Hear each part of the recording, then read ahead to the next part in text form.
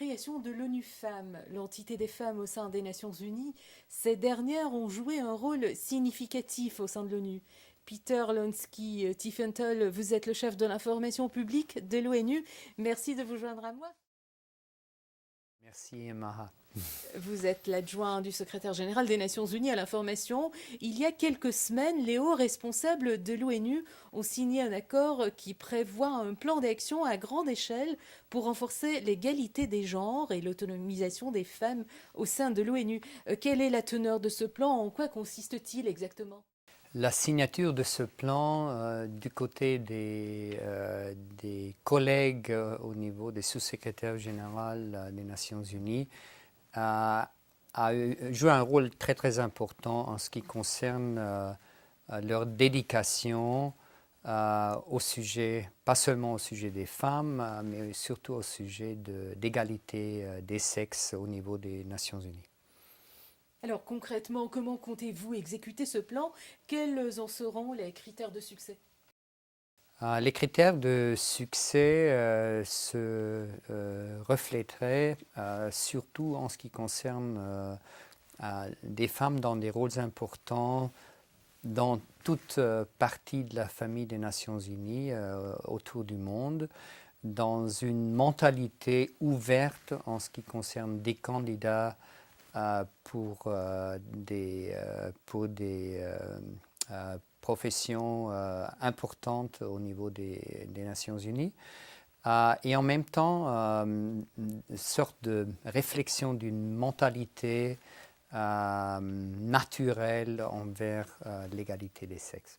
Alors vous, Peter, vous êtes un ardent défenseur de l'égalité homme-femme à l'ONU. Quelle est la valeur ajoutée de la contribution des femmes à l'information publique?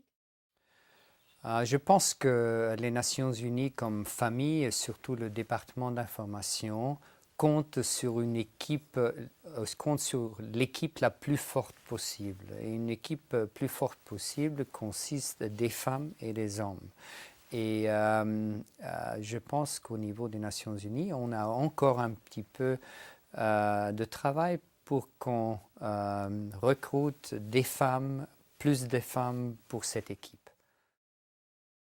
Alors seriez-vous favorable à l'idée d'une femme secrétaire générale des Nations Unies à l'avenir? Je suis tout à fait ouverte. Je pense que ça donnerait un exemple, une sorte de symbole qui donnera une direction aux femmes et aux filles de tout le monde qu'on pourrait atteindre une telle position comme femme. Qu'est-ce qu'elles pourront apporter de plus que les hommes? Je pense qu'une femme comme numéro un des Nations Unies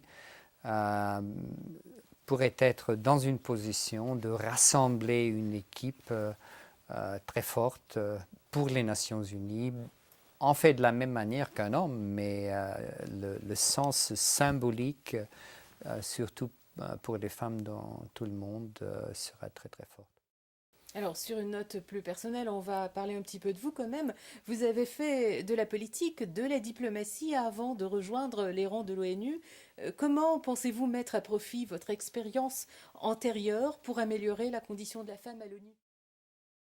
Je pense au niveau personnel, c'était ma famille, mes parents, ma sœur, et puis l'école, et puis mes expériences de 30 ans au sein du ministère des Affaires étrangères à Vienne, où le sujet des femmes était presque toujours au centre de l'attention de nos efforts.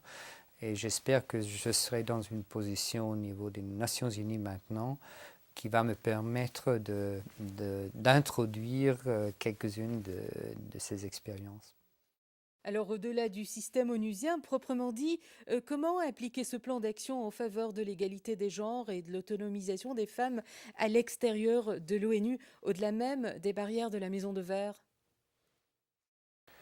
Je pense que les Nations Unies jouent un rôle et ont une autorité ou sont une autorité d'une certaine morale Et je pense que la manière de laquelle les Nations Unies confrontent le sujet des femmes et surtout la question d'égalité des femmes et pourrait être symbolique au-delà de la famille des Nations Unies.